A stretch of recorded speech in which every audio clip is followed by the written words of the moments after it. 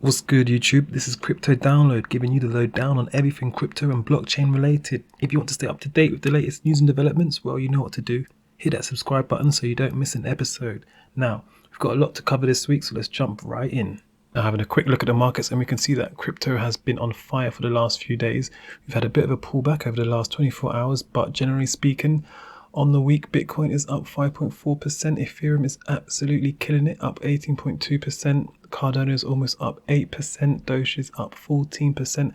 And it's the same story for a lot of other projects. So we can see that sentiment is very, very positive at the moment. Now, looking at the charts, we can see that from the July lows of $29,000, Bitcoin has been on an upward trend.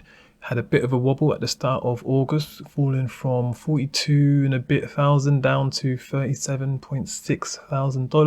But since then, it has been pretty much one-way traffic all the way up to $45,310. We've pulled back slightly now, and we're sitting comfortably at around $44,000. And it's the same story for Ethereum. Look at this. From the July lows of $1,700, we've made our way up steadily but convincingly, probably more convincingly than Bitcoin even. And we are now back above $3,000 for the first time since May this year.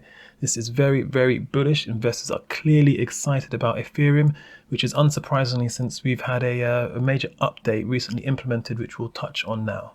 Now, one of the bigger headlines coming out this week has undoubtedly been Ethereum's London hard fork, which was finally implemented on August the 5th. And for those keeping track, this isn't Ethereum's first rodeo. This is in fact hard fork number 11. However, for many, the London hard fork is an absolute game changer.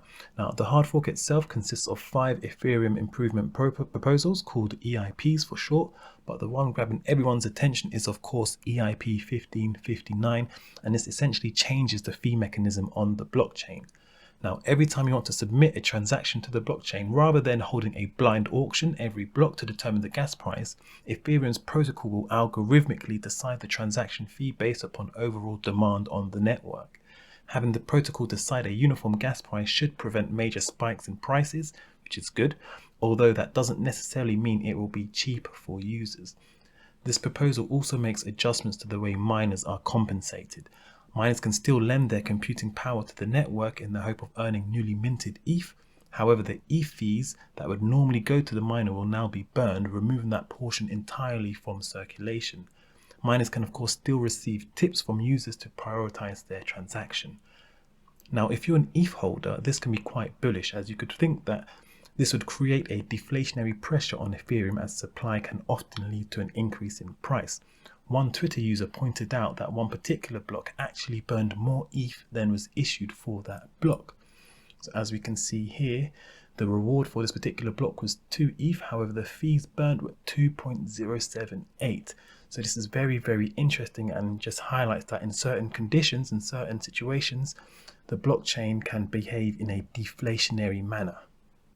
The biggest headline this week has of course been the ongoing battle between crypto supporters and US lawmakers surrounding wording included in the massive infrastructure bill. US lawmakers are split over how to tax and regulate cryptocurrency transactions in a dispute that threatens to slow the passage of Joe Biden's $1 trillion bipartisan infrastructure bill. The White House essentially wants to close the so-called tax gap and believes this will help achieving that goal. Senators are expected to work through the weekend and into next week in an effort to negotiate a compromise on crypto and dozens of other disputed amendments.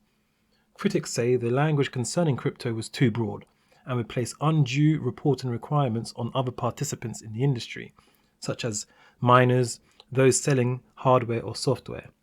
A further amendment to the bill by Senator Warner would likely force tax reporting by developers and so-called validators on blockchains that rely on proof-of-stake networks. Earlier this week, Ron Wyden, a Democratic senator from Oregon, offered an amendment to the infrastructure bill with Republicans Pat Toomey and Cynthia Lummis to clarify the definition of broker. The Wyden-Lummis amendment excludes validators, sellers of software and hardware, and digital asset developers that do not maintain any customer assets. Only those persons who conduct transactions on exchanges where consumers buy, sell, and trade digital assets would be required to report to the IRS. Senator Warner's amendment has received a lot of pushback from the crypto community, and rightly so, as it's a clear example of lawmakers trying to rush through legislation on a topic they know little about. Coinbase CEO Brian Armstrong took to Twitter to highlight the significant threat this bill presents. He believes the bill could threaten the development of crypto in the US and drive innovation in the industry to other countries by saddling miners, validators, smart contracts, open source developers, and others with massive reporting obligations. These requirements would require Coinbase and other exchanges to surveil their customers' transactions more closely than traditional financial services organizations.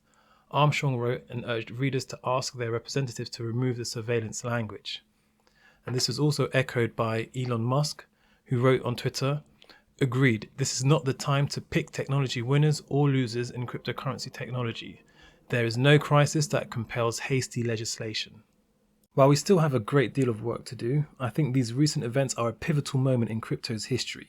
For the first time, this small, nascent industry is successfully taking on the big lawmakers and making its voice heard on the political stage.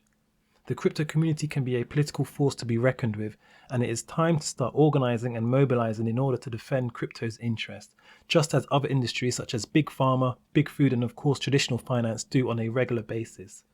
Crypto will without a doubt benefit the world in ways we probably can't even fully grasp at the moment, and despite this, there will always be a group of people opposed to it, especially by those already in power. Ultimately, money talks, and the crypto community has deep pockets, so it is time we start making allies in the Senate and politics in general by donating and supporting those who are batting for crypto. There is sure to be plenty of twists and turns to come in this story, but it is encouraging to see the crypto community assembling to fight a common enemy in such an impressive and organized manner. Let me know your thoughts in the comment section, and don't forget to like and share this video. This has been your Crypto Download. Hope you have an amazing day. Thanks for watching, and see you next time.